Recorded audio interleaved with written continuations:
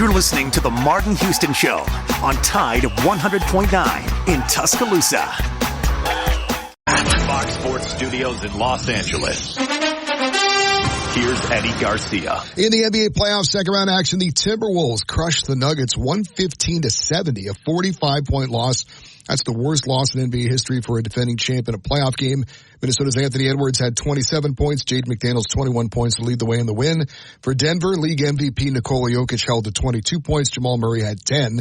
Series is tied at 3-3. A deciding Game 7 is Sunday in Denver. NHL playoffs, second round action. Rangers rallied to beat the Hurricanes on the road 5-3. New York was down 3-1 in the third period. Chris Kreider scored a natural hat trick in that period as New York wins the series 4-2, advances to the Eastern Conference Finals, and awaits the winner of the Boston-Florida series. The Canucks got a JT Miller goal with 31.9 seconds left in regulation, beat the Oilers 3-2. Vancouver has a 3-2 lead in the series. Golf after the first round of the PGA Championship. Xander Schauffele's your leader at 9 under par after a first round PGA Championship record 62. Alabama 1st and 10 on the 12. Again, Houston. He's got a hole. He's over. Alabama touchdown. I'm just wondering if your listeners know how good a football player you were. I can still see you playing that fullback, knocking those players out of the way. And I believe I could have run behind you. Martin, I can remember when we came to summer and you were playing fullback up there, and I saw you in the weight room and watched you work out in the weight room. If you were strong enough to pick up the whole weight room. I wanted to pick it, and our running back coach didn't think biggest mistake we ever made. The Martin Houston Show with national championship winning fullback Martin Houston, giving you 1 hour of intense, hard-hitting analysis from an insider's perspective. It's time for the Martin Houston Show on your home for Alabama sports, Tide 100.9, and streaming on the Tide 100.9 app.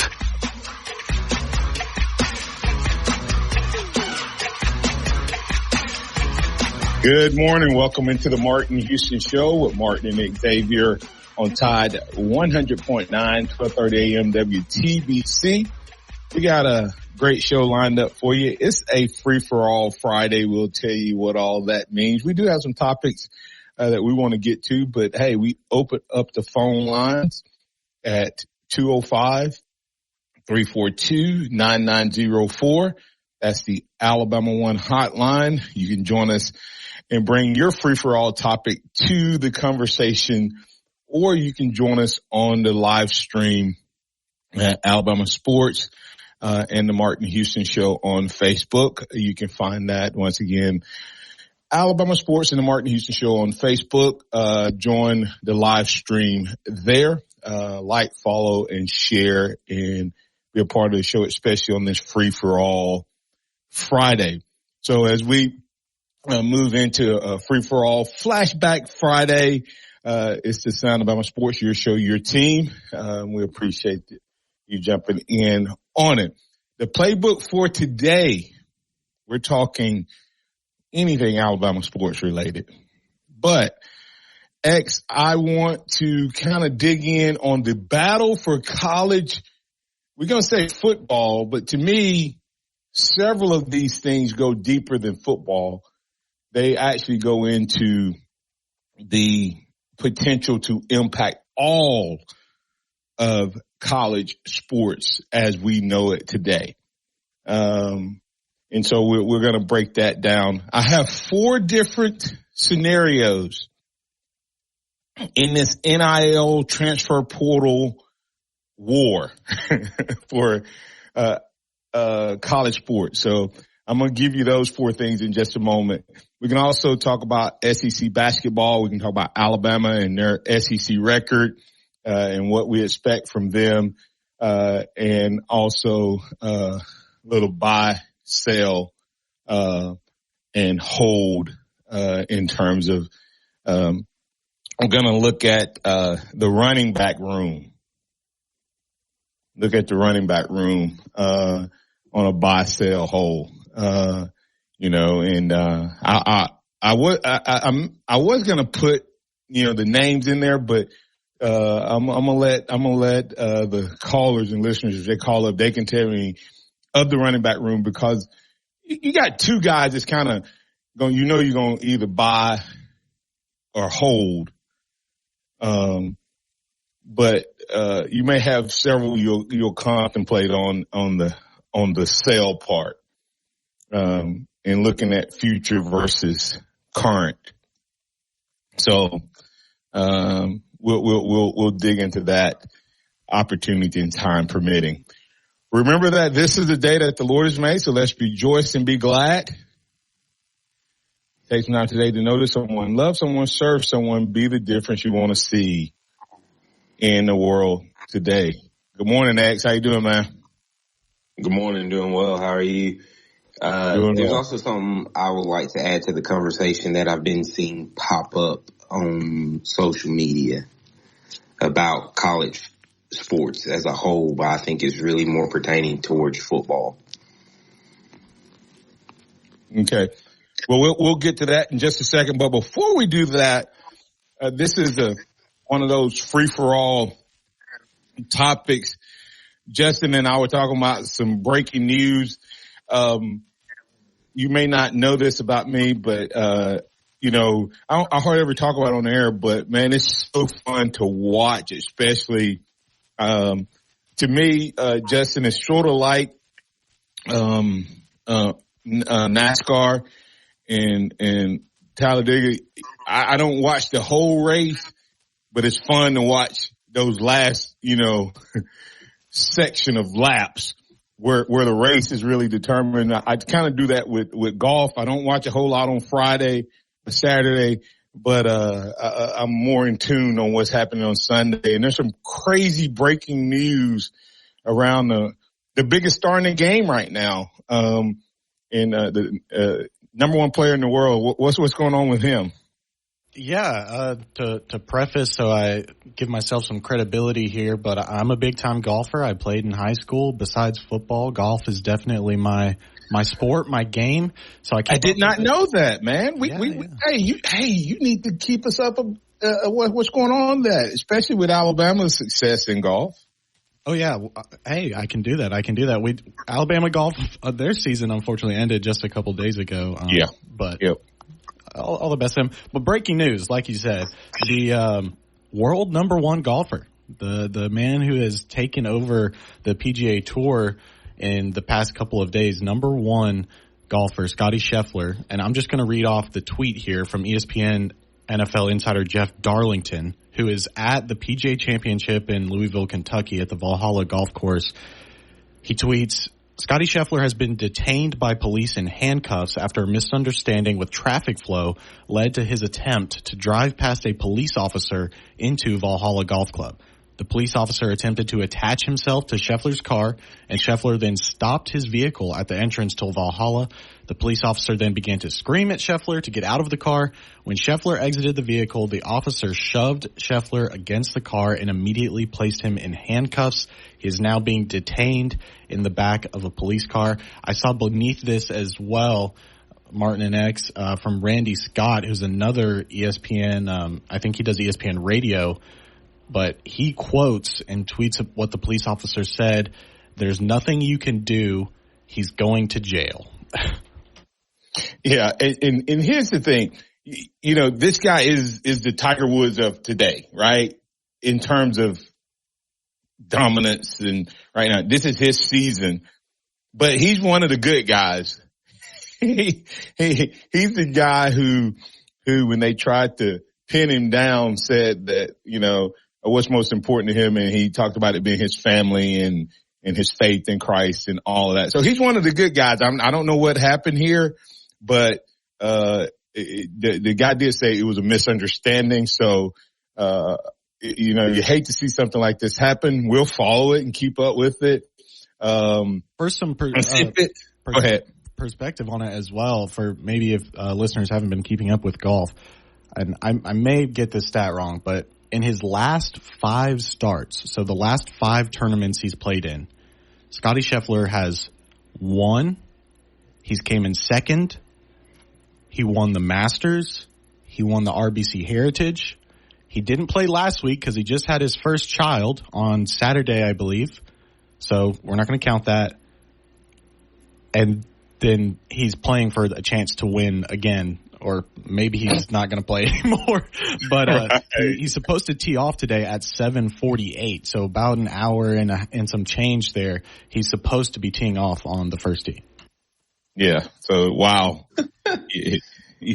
Crazy. I mean, that's the craziness of the sports world. It's so many people are quick to rush to judgment. And so on this one, I'm going to say give this guy the benefit of the doubt till it's otherwise proven otherwise. And it sounds like they're reporting it as a misunderstanding. I do appreciate the police officers that protect and serve. But I also recognize that there's some out there that, they get a little full. So, we'll give an update on that as it goes. The X, back to you. We're talking about, thanks for that update, Justin. And you'll have to break down what happens on Monday for us. The battle for college football / sports. I have 4 things, 4 different coaches in their approach. And it's funny. I listen to the fan base. I listen to them complain. But then when a coach does something, they all dog him. Okay? Now the fan base is out there saying NIL is out of control. Transfer portal is out of control. Players are selfish and they just want all of this. And then the one guy that does something that actually caters to the players, he got less smack than the guys who did something to try to stop it. All right? So what am I talking about? We have Dabo Swinney, who did not sign anybody out of the portal. He's the only non-academy Air Force, Navy, Army school, Division I school that did not sign anybody out of the portal. Okay? Then you have Boise State's coach going, we're not going to pay freshmen. We're not going to give them NIL deals out of the collective. He didn't say freshmen couldn't earn. He said, we're not going to pay a 17, 18-year-old kid and guarantee them money from the university that they haven't done anything for, which is the rule. Okay?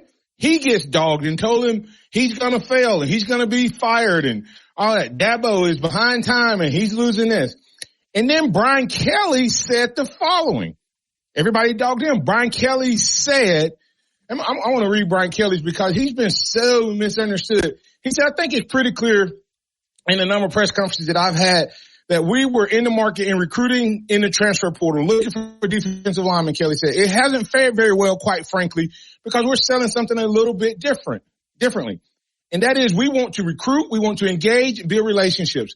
We want to develop, retain, and have success. We're not in the market of buying players. And unfortunately right now, that's what some guys are looking for. They want to be bought. He said, we will not get into a bidding war. People dogged him. Then there's UAB's Trent Dilfer, who leads his team into a players union agreement and saying the players should be asking for money from not just NIL, but they should be unionized. Crickets. Now that's the battle for college football. Just out of 4 different coaches, 3 have bucked the system. 1 has added to the system. One that added to the system, X got the least amount of venom or make fun of or whatever. And Chuck Hunt said they're showing their hypocrisy. No, they're not. I'm going to tell you why I don't think they're showing their hypocrisy. I want to get your thoughts, your opinions. Call us up, 205-342-9904. That's the Alabama One hotline. And X, you had something else you want to add to this conversation for the battle of college football? To throw this in, this beat the last part of it, the NCAA is now talking about potentially getting rid of walk-ons. So now you're taking an opportunity away from young men that might not be good enough to get a scholarship out of high school and walk on to a team. And, hey, we've seen some greats be walk-ons. Stetson Bennett, Baker Mayfield. You just talked about Dabo Swinney, who was a walk-on teammate of yours, Rashad Johnson from Alabama. But they are talking about potentially getting rid of walk-ons now because of NIL. And saying NIL should be used to pay for these extra players now. And we were talking yesterday about having scholarship increases, and they're talking and you just named the guys who made it, but it's the guys who show up every day. It's the guys who show up every day that give you a look, that you practice against. No one's ever going to know their name. But the reason I was able to be prepared to play was because there was a walk-on taking reps that gave me a good look and showed me what the other guy's going to do. So we'll add all of that to the conversation for the battle for college football / college sports, because football is driving this. But if football gets what it wants, what's going to be the result of college athletics? We'll talk about it on the other side. Tide 100.9 traffic.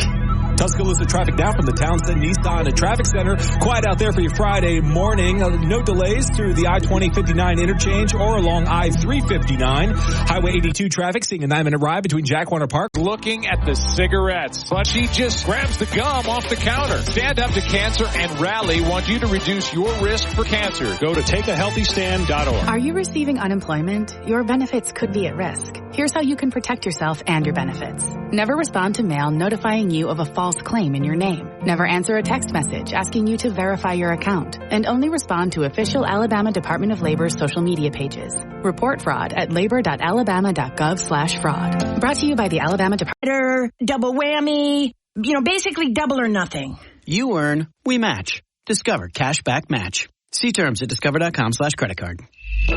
365, 24/7. You'll find road and utility crews, tow truck, law enforcement, and first responders working along Alabama's roadways. We're making improvements and helping our communities stay connected. We're working hard to make sure you're safe on the road. Now we need your help to make sure we're safe too. Alabama's Move Over law requires you to move over a lane when you see flashing lights on the roadside. And if you can't safely move over, please slow down. Visit DriveSafeAlabama.org. Brought to you by the Alabama Department of Transportation, Alabama Broadcasters Association, and this station. Tide 100.9 Tuscaloosa weather.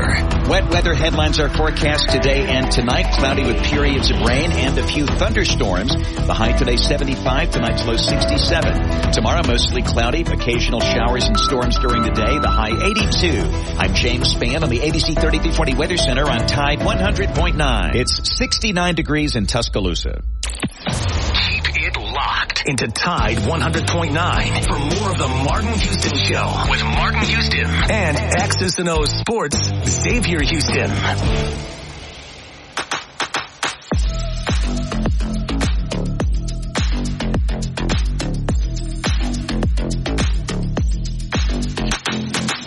Welcome back into the Martin Houston Show. It's a free-for-all Flashback Friday. We're honing in on the battle for college sports / college football. We set the program up, set the show up as we were going to break. 4 different coaches that have taken different stances, steps, positions, whatever you want to call it, against the portal, NIL, Players Association, Union, etc. Trent Differs and his team, he led the charge to become unionized. I think the first D1 football program to do so. Boise Stevenson saying, hey, we're not going to give freshmen NIL. And that's, for all who don't understand, that is their collective is not going to give freshmen deals. The freshmen can go out and earn NIL deals, which was what the original rule was for, is that anyone can go out and earn NIL, but they were not guaranteed money. To me, it's brilliant, especially at his level. And then you had Dabo Swinney, who ended up not signing anyone out of the transfer portal. But was it because he didn't recruit the portal or because he didn't have players, or he didn't have room, or he just didn't see anybody he liked better than what he already had. And then Brian Kelly said, we're not going to get into a bidding war. We're looking for guys who want to come play for us to play the position, and we will develop them into first rounders like they did with Daniels and Neighbors and those guys. And they got the best developer in the game at defensive line. If LSU wants you to come play defensive line and Bo Davis is your coach and your NFL talent, you're crazy for trading a few $100,000 in college for an NFL draft pick. They had 3 guys drafted this year. Yeah, I mean, this dude puts them in the pros. So it's crazy to think about with that. So that's kind of the conversation there. And then, of course, X said that I had not seen this. NCAA potentially talking about getting rid of walk-ons at a point in time when the number of games are going up and teams should actually be getting more scholarship players and the ability to bring in more players because they need more bodies. We got Alan on the line. Alan, you're in with Martin and Xavier. What's on your mind, sir? Martin, man, you talked about this last night, and I like Dabo, and I hope it works for him. But what happens if he doesn't start winning? Does the alumni make him start doing it, or the boosters make him start doing it, and he's out of a job? Or what happens then? Man, I like Dabo, and I hope it works with him. But I just don't see these little kids letting them do it though. But everybody acts like Dabo is so far removed than Saban was. When was Dabo's last national championship? And he was in the playoffs in 19. And did he make it? No, in 19. I was trying to remember if he made it in 20, but I don't think he did. So the point is, to me, everybody says, Alan, when everybody else is doing something, did you raise your kids the way everybody else did their kids when they were doing wrong? Or were you willing to stand on your beliefs as a parent and how you raise your kids? Well, I did it because I did the way I thought was right. And you were willing to take any pushback that you got from that, correct? Exactly. So what is Dabo? How is Dabo going to go out?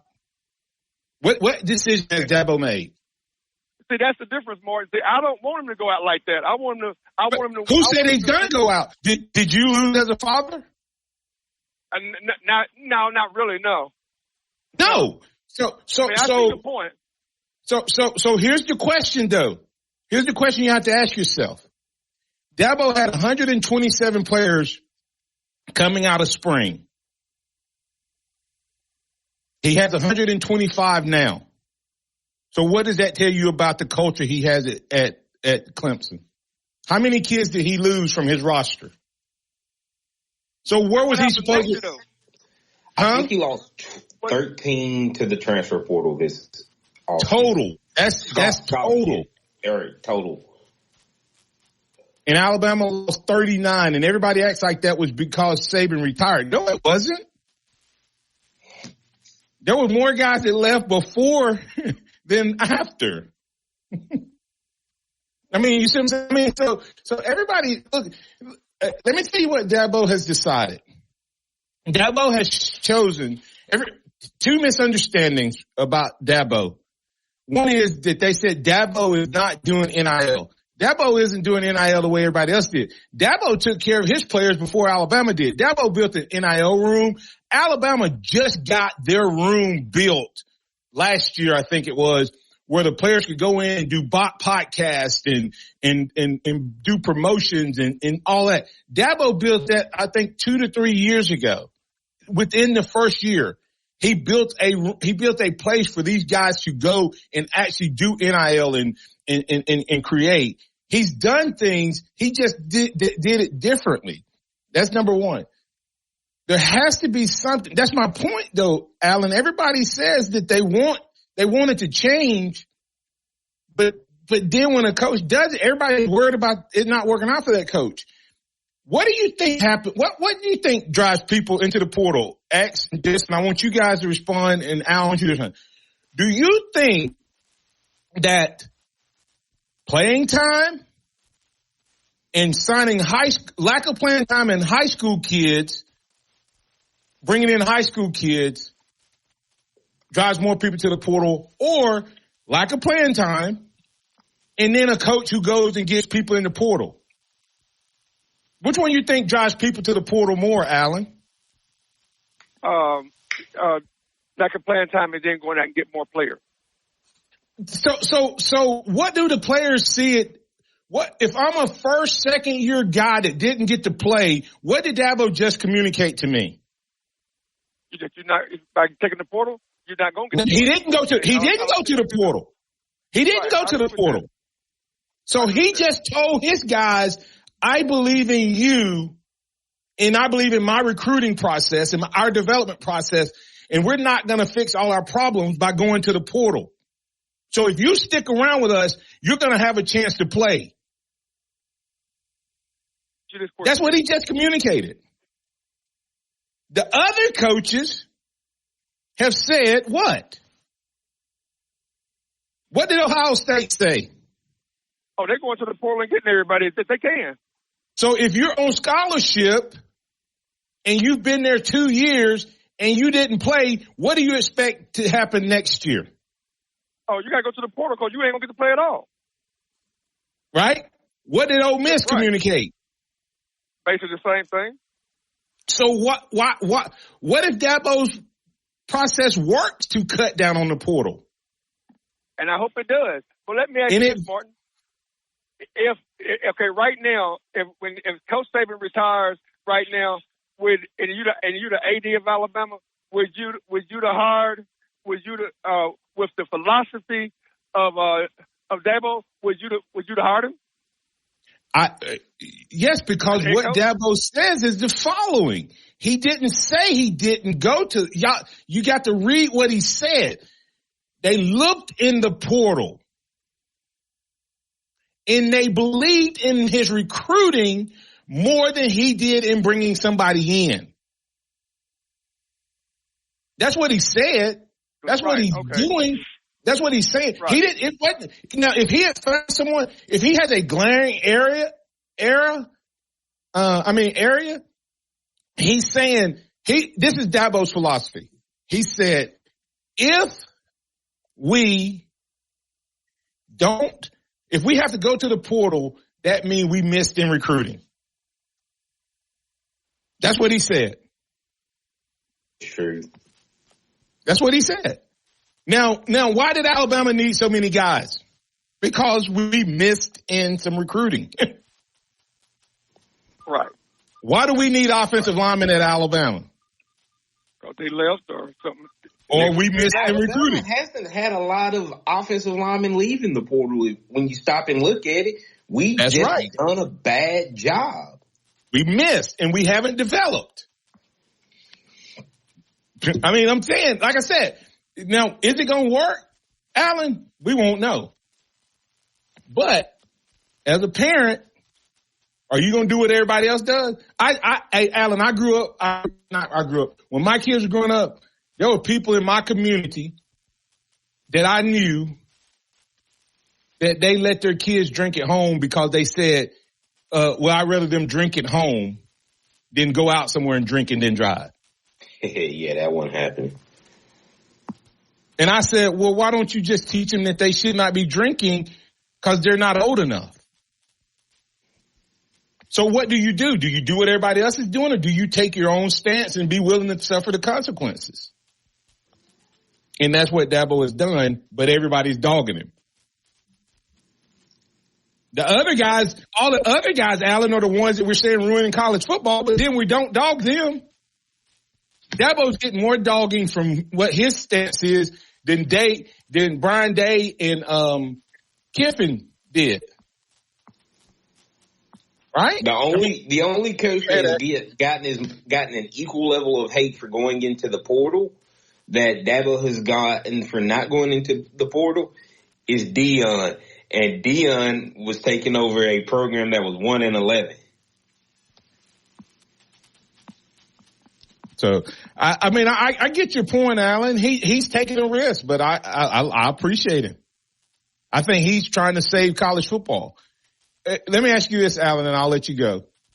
Alan, if the transfer portal goes away, the way the transfer portal is used, if players aren't finding that the Clemsons and the Georgias and the Alabamas of the world are going to the portal, how many guys are going to go into the portal?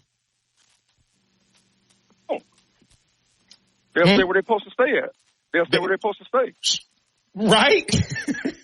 Yeah, and that's the point. And I hope that happens. I really do, because they need to stay where they're committed to, unless they have a hardship or something like that. I agree with that.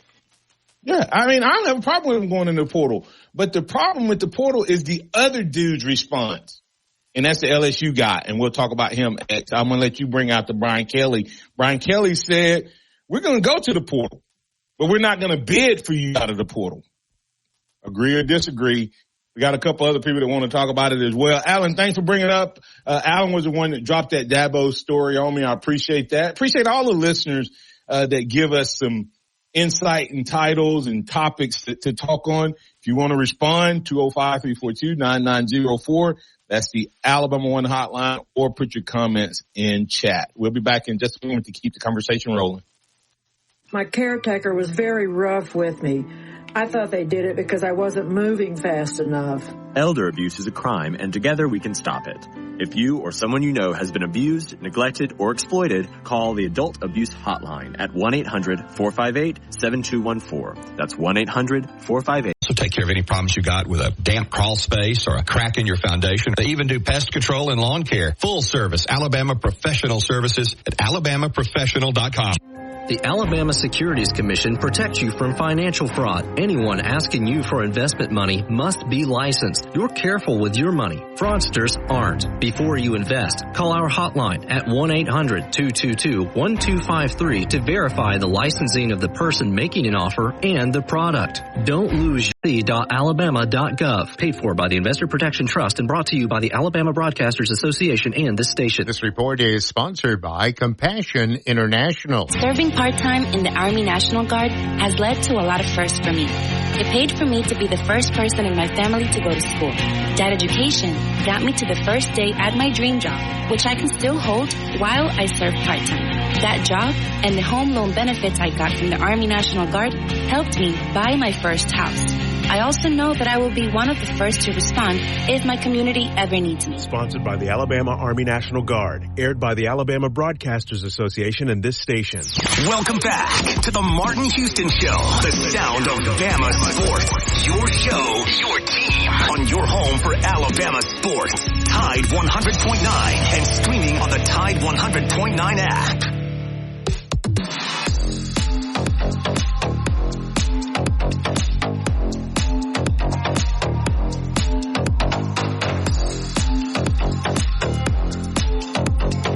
Welcome back into the Martin Houston Show with Martin and Xavier on this Friday free-for-all edition. And as we continue the conversation, just to wrap things up about Dabo Swinney and his stance, Dabo has a good point. If you're developing your players, if your guys are sticking around, you don't need to go into the portal. You just keep replacing them with freshmen, maybe a JUCO guy that comes in and is ready to contribute, and you move forward. Otherwise, I think you do start to have more attrition, and I think that's one of the reasons Alabama had the attrition that they had over, because it kind of became a known fact. Coach Saban used the portal and said, hey, if we're going to get a guy, we're going to get a guy that's going to contribute now and that's going to play now. Well, that tells me as a younger player, this might not be the place for me anymore. So, kind of agree with Dabo there, and I think it's a good stance to have because, as stated, if the big schools stop going to the portal, you'll see a lot less players entering the portal.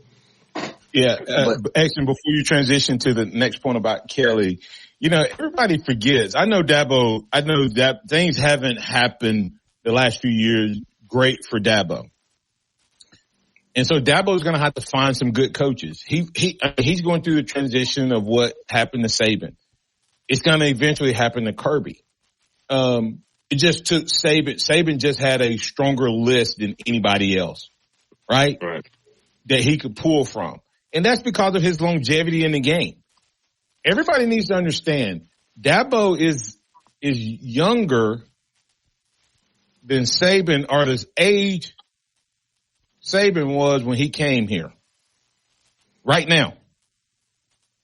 Let that sink in. I think Saban was 54 when he came to Alabama, somewhere in that range. Yeah. Right? 17 plus 54. Right? Justin, make sure my math right. Somewhere around that age, 70-ish. I mean, he was in his mid 50s. And had won what? One national championship. One national championship. Clemson is Michigan State. I mean, that's the size program they were when Dabo took over. They were not the top program in ACC. They were not the top dog, right? But yet, if there was no Saban, Dabo would have 4 national titles. He would have had 4 national titles, Justin, by the time he was 51. Let that sink in, everybody. I mean, he hasn't won one in, 4 years, right? No, before he was 50. 5 years. At 49, 50. He would have had, and the same thing with Georgia. Kirby would kind of be, so those two dudes would have dominated college sports. Who else out there has a track record like Dabo or Kirby? Nobody in the game currently. So, if Dabo can get back on the recruiting trail, get some good coaches, and I don't know what he's done, will his approach build him back into a powerhouse? Because he took a program that had never had won championship in 1980 or 70, whatever, 81, whatever year it was, long time ago, and made them a powerhouse. So he can do it again. Yeah. So, and maybe he's doing he's doing the opposite of what everybody else is doing to see if it'll work. I don't have time to get into it, but there's a guy who, Andy Andrews, he says, figure out how to compete against everybody else at the same level, but do it in your own way and in a different way, and then you'll be able to dominate because no one else can duplicate what you do. And then they'll start chasing to try to figure that out. By the time they catch you, you would have changed. Is that not what Saban did? Yes. I mean, that's just, and maybe Dabo's going to try that. Who knows? We'll see. Actually, back to Brian Kelly and the battle for college football. We got, and then we got a couple calls we need to get in. Yeah, I mean, when you look at what Brian Kelly is saying when talking about, hey, we've got guys that we've developed. If you want to come here and be developed, that's what we're going to do. And we're going to use the portal to our advantage, but don't expect a big payout just to come here. Once you get here, whatever happens, happens.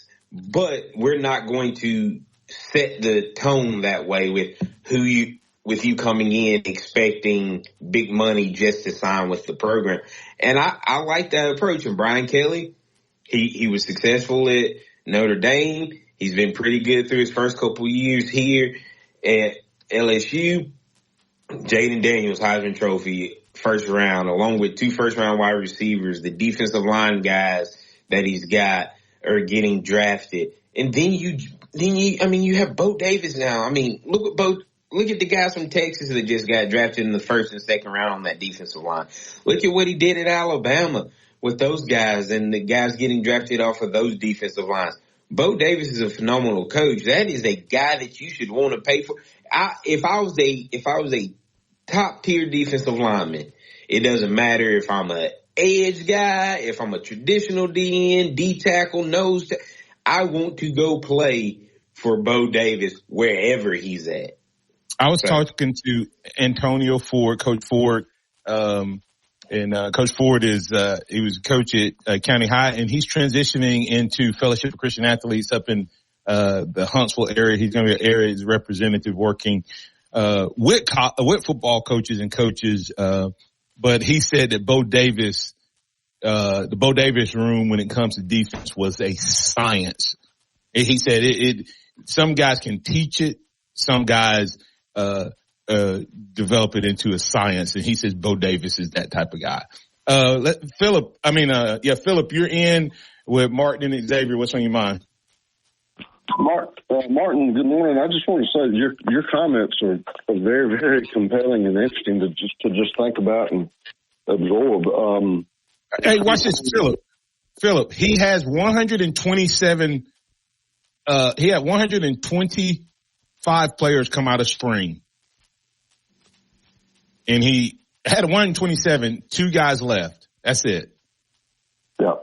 I mean, so he replaced all of his guys, and now he's going to develop them. So, I mean, go ahead. Mm-hmm. Well, I think, there was an old saying, years ago, I guess it's still in vogue now, but cleanliness is next to godliness. I guess in college football terms now, a tight team is next to godliness, and he's getting a tight team. He's got a tight identity, and the players know it, and they know what the deal is there. And if he can recruit to match that identity and that type of get the player, then he has solved the Rubik's Cube of recruiting. Let me ask you this, Philip. If you sit down, if Brian Day sits down in a room with a parent and says, if your son comes here, he'll have an opportunity to play, do you believe him? He'll have an opportunity to develop and play. Do you believe him or a guy like Kiffin? Did you say Brian Day? Ryan Day. Ryan Day. It sounds to me like Ryan Day is based totally on NIL and money. What do you even do? I mean, the same thing can be used against Alabama now. That's true. That is exactly right. And that's why your comments are extremely compelling, because when you think about those numbers that Alabama's lost over the last few years, I think you said 39. That's how many guys that were on the roster when we played Michigan that are not on the roster anymore. That's outrageous. Now, some of those are the guys who graduated, but that's not sustainable. That number used to be 18, 19. That is something that's got to be reeled in, and I'm sure the board knows that, because at that point you're fighting a leaking dam all the time. Yeah. And the thing of it is, if they go in the portal, you have to replace them. And that's what Kirby Smart said. If they leave, we have to replace them. And that's understandable. Mm-hmm. But if they're not leaving, then you develop them. And here's the big question. If Dabo say you come here, we're going to give you a chance, and we're going to fight for the guys we recruit, then you can believe that. And I have to get to J-Rob, but Philip, here's the question I have for you. Does loyalty beget loyalty?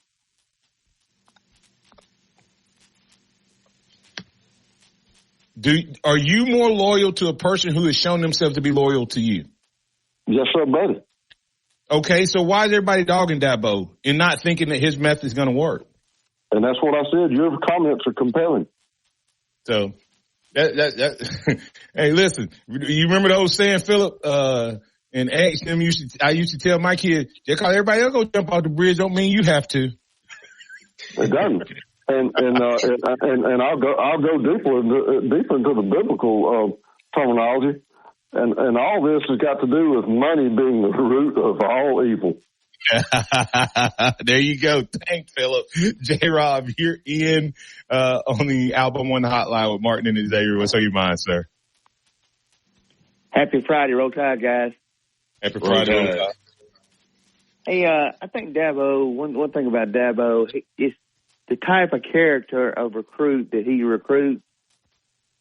they may not be the best recruits, but it's the type of character that he looks for in an athlete, and he thinks will stay there.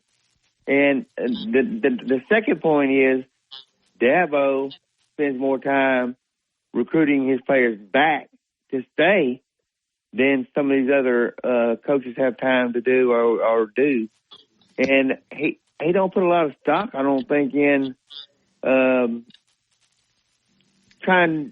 ahead and replacing somebody instead of trying to develop the talent that he has and the type of mentality and character that these athletes that he recruits have. What do you think about that, Martin? I'll let X respond, and then I'll respond. Well, I think he believes in his system and the way that he wants to do things and developing. And I think he feels like if he can get a young man to commit at 18 years old and be here till he's 21, 22 years old, in his system, that's a lot more effective than a plug-and-play guy for a year. And so I think that's why he's modeled it the way that he has. Because he's been most college coaches, when a young man signs that letter of intent, they've been recruiting them since they were 14, 15 years old. And so he knows that young man's character a lot better than potentially a young man that wasn't on his radar, that went to another school and then is popping up at 20. Anything else, J-Rob, before you got to get the break here? One thing about Dabo has lived it. He's done it. He went through some tough times in his life. He can teach these guys, and he's a big model and a role model for these guys, and as well as a teacher. Y'all have a great weekend. Roll Tide. Thanks, J-Rob. Coming back on the other side, I'm going to give you some news. Did you have something next? You said Roll Tide. Roll Tide. Coming back on the other side, I'm going to give you a stat on Dabo that may surprise you that Dabo didn't build his program because he was getting a top 5 recruiting class. He built it on something else, and is he trying to get back to that? And while everybody else is building theirs on getting transfer portals and a one-time team, is he trying to reestablish himself as a dominant program? We'll talk about it on the other side. We'll also share Trent Dilfer. We won't get into all of that, and we'll have that on the other side. Thanks to Alabama One, alabama1.org. Go check them out. All of the financial needs that you have can be served there. Check out our virtual branch at alabama1.org, and they will help you no matter where you're located in the state and around the nation. We can serve you. Thanks. Membership has its advantages. Alabama One, alabama1.org. Tide 100.9 traffic. Tuscaloosa traffic now from the Townsend Nissan and Traffic Center. Quiet out there for your Friday morning. No delays through the I-20-59 interchange or along I-359. Highway 82 traffic seeing a 9-minute ride between Jack Warner Parkway and Airport Road. Also 9 minutes on Highway 69 between 15th Street and County Highway 56. With your Tuscaloosa traffic now, I'm Joshua Dausch. Here's what's trending on the Tuscaloosa thread. Good Friday morning. It is the last day of voting on whether or not to unionize at the Vance Mercedes-Benz plant. The main plant and its battery facility in Woodstock are the next phase in United Auto Workers President Shawn Fain's plan to force unionization of non-union Southern auto plants. The results of that election should be known later. Up for Alabama Able to increase your savings. To find out if you're eligible or to open an account, visit alabamaable.gov. Brought to you by the Alabama State Treasury. It's time for the Martin Houston Show. With the same hard-hitting, no-nonsense approach in which he played the game, Martin will take you inside the locker room, down on the field, and across the goal line with his in-depth analysis. Welcome back into the Martin Houston Show. We got about 5 minutes to get in all that we want to get in today. And, of course, we'll kick the can to Monday, and we'll add Kenneth Smith III to the conversation.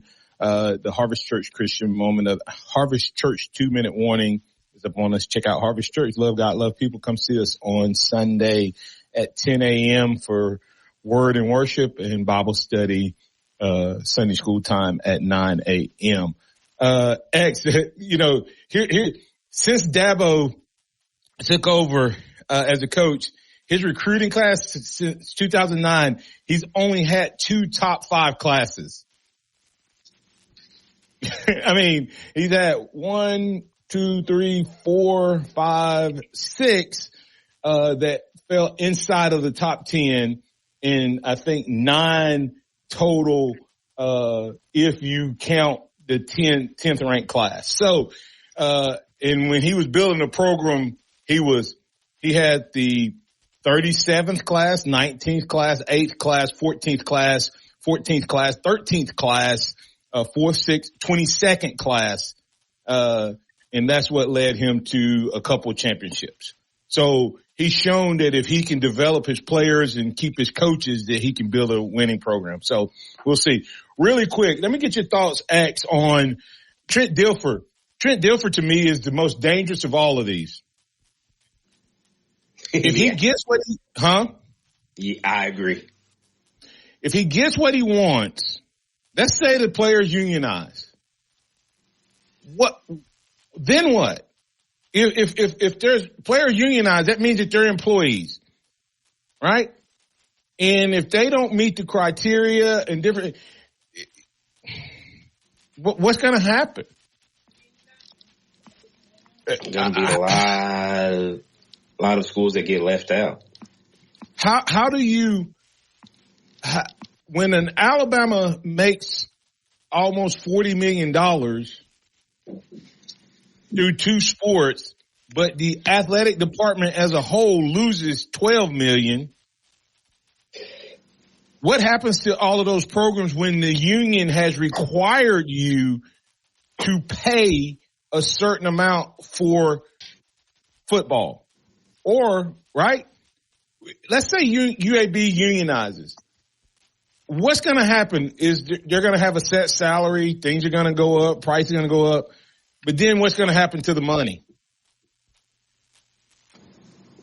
If you're losing money and not making money. It's going to eventually run out. The players have, what do you pay people out of when the kitty is empty? And if football starts, you look at what the example of what the WNBA is. I mean, if it wasn't for a subsidy, they wouldn't exist anymore. Right. So in the United Workers, what has happened to a lot of the industry that has happened, that have unionized? Now, the people who are still working in the automotive world, they're good. The union has paid for them, but there's been a lot of job loss. Well, the analysis of that in the football sports world is those who unionize, if unions come and this thing keeps going the way it's going, those who make it are going to be fine. But how many programs actually will have money and be profitable? And that's just going to mean that there's going to be fewer players, and we're going to find ourselves in a situation where college will look just like the pros. You're going to have a handful of really good schools in each conference left. Yeah. I mean, and then all the other schools and all the other sports are going to just go away because they can't go to another country. They can't go somewhere else and find cheaper labor or cheaper rates. So the move that Trent Dilfer has pushed, if it catches fire, it will absolutely, in my opinion, annihilate college sports as a whole, because all of the non-revenue generating sports will go away, and then only a handful in comparison to the number will be remaining in football, and a few in basketball, and probably none in baseball. Your closing thoughts? Man, the way college sports have changed over the last few years is one thing that one day, 20, 30 years from now, that people are really going to look at and have to study, because there's going to be an effect that we have yet to see happen, and it's going to affect a lot of people, a lot of student athletes, because we're slowly getting away from what college sports is supposed to be, where you are a student first and an athlete second. But hopefully the ship can be righted and things be done in a proper way that everybody benefits from at some point. And the only way that's going to happen, X, is if guys like take a stance like Dabo Swinney and Brian Kelly and I think it's Spencer from Boise State. Spencer Danielson from Boise State. They're on the outside right now. But are they taking stances that's going to be required by everybody, or everybody's going to go into the Trent Dilfer mode? And with that, the sport will survive. It just be a lot of casualties along the way. We'll talk more about that on Monday. We invite you to get in on the conversation. Go ahead and follow Alabama Sports and the Martin Houston Show on Facebook. That's Alabama Sports and the Martin Houston Show on Facebook. We appreciate you, all the call listeners and chatters, for being out there, especially all you guys over there on the Twitter, on the X. Give us a like and follow and share over on Facebook so that we can keep you tuned into the conversation. Hey, remember this, trust in the Lord always. Lean not your own understanding. All your ways acknowledge him, and he will